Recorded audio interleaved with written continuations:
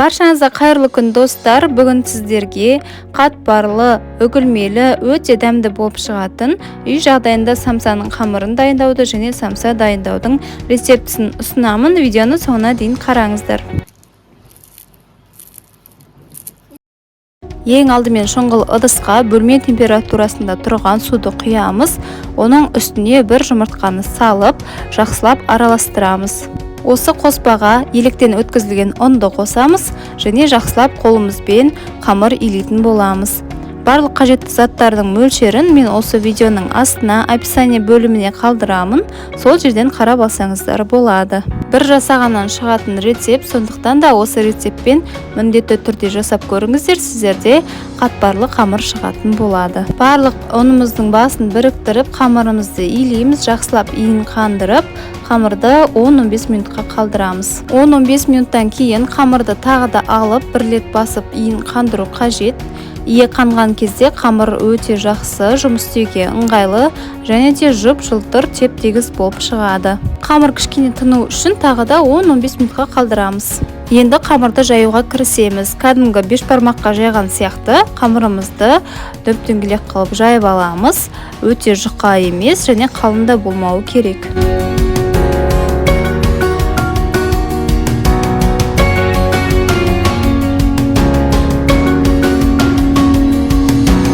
Міне қамырымызды жайып алдық. Енді осы қамырдың үстіне ерітілген сары майды жағатын боламыз. Сары майға кез келген сары майдың түрі жарай береді.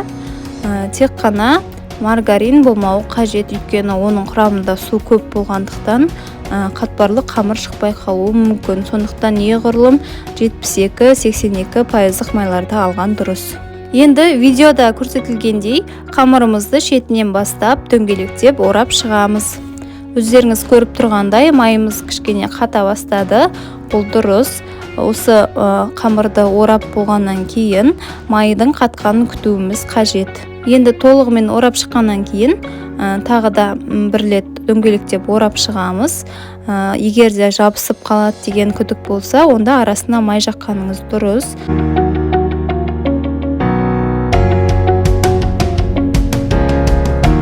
Міне біздің самсамыздың қамыры дайын. Енді осыны целлофанға салып, 1-2 сағатқа тоңазытқышқа қатырып қою қажет.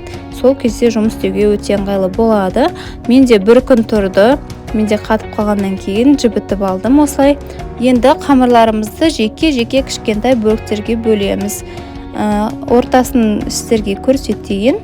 Қатпарлы болып тұрады екі жағы да. Және де піскен кезде де осылай қатпарлы болып шығады.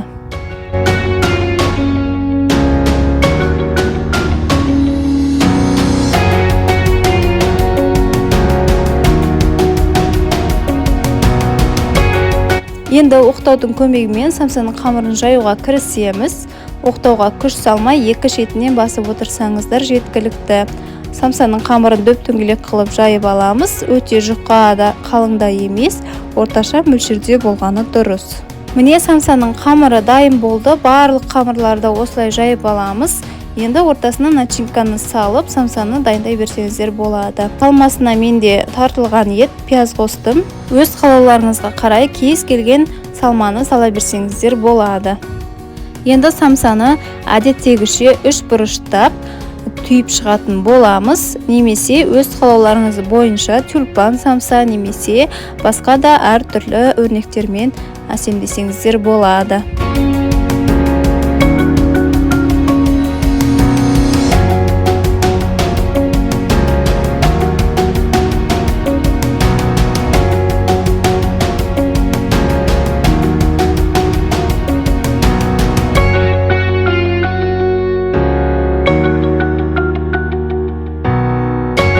Міне барлық самсалар дайын. Енді осы самсаларды противенге орналастыру қажет.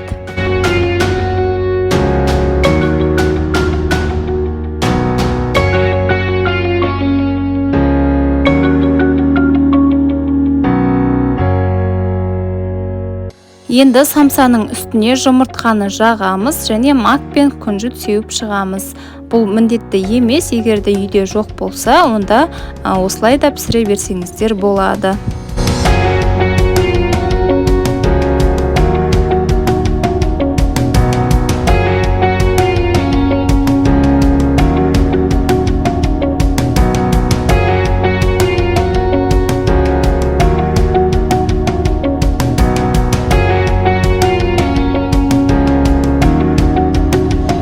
Самсаларды қызып тұрған пеште 180 градуста 20-25 минут қызарғанша пісіріп аламыз.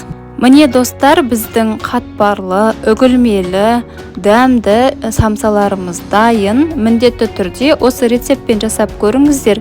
Сіздерге рецепт ұнайды деген үміттемін. Егер де осы рецепт ұнап жатқан болса, менің каналыма тіркеліп, мені қолдап кетуді ұмытпаңыз.